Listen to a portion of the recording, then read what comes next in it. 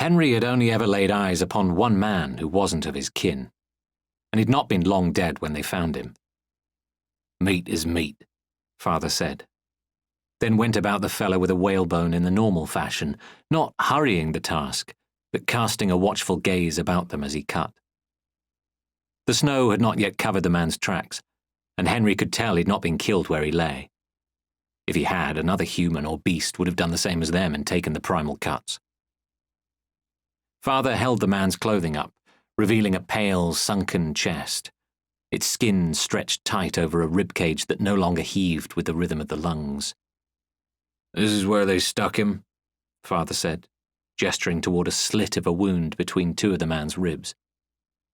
It reminded Henry of an eye, although he didn't say so.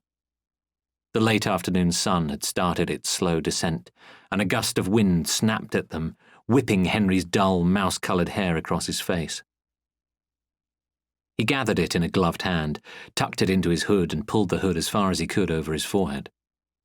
A scarf covered much of Henry's face and trapped the warmth of his breath within.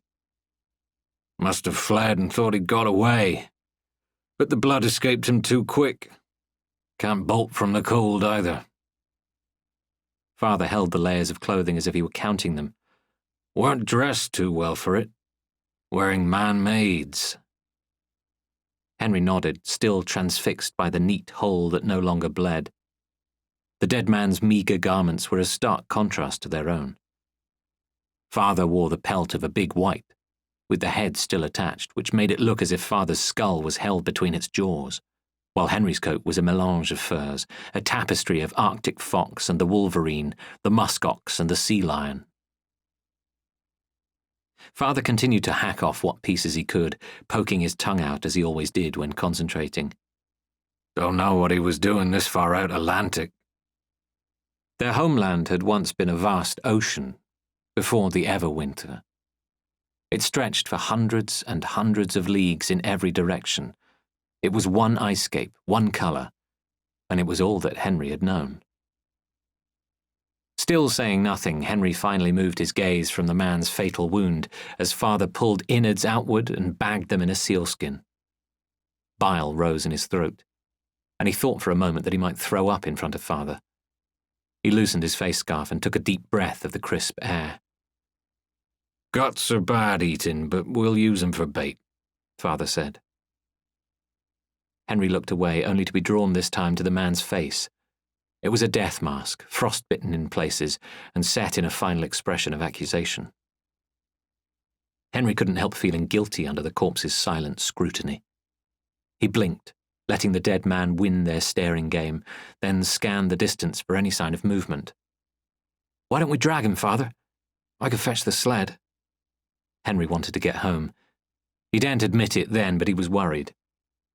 He'd always wanted to meet others, but this wasn't how he'd ever pictured it.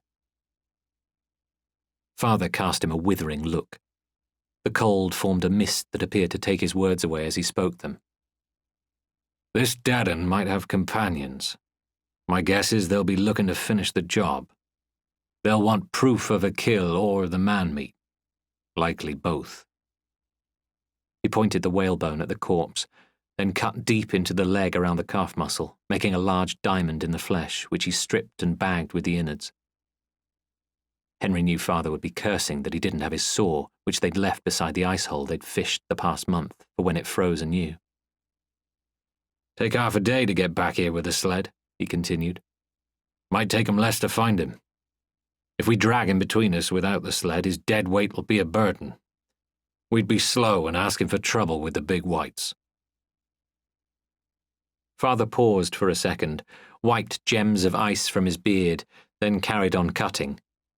"We take what we can and we move swiftly on. Let the snow cover our tracks. Take a long route so it does the job and lets none fathom our destiny."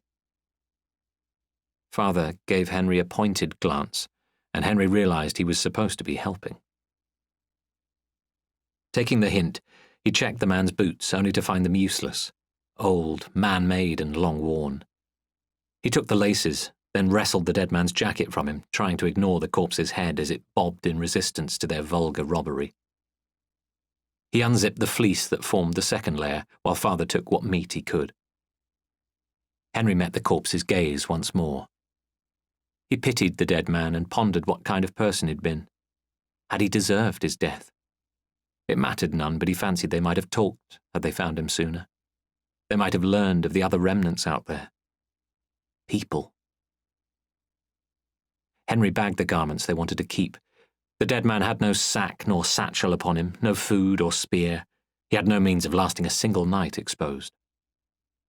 In a hidden trouser pocket, Henry found a slim knife that father called antique, which meant it was very old. It had been sharpened and oiled, and Henry tried it against the dead man's lower leg. He found it good for stabbing the frozen matter, but not sufficient to hack off a limb. Resigned to the fact they could only strip flesh from the man in crude squares and diamonds, they turned the corpse face down in the snow to get to the easier rump cuts. All the while, the sun set defiantly in a blaze of pinks and oranges that they both ignored.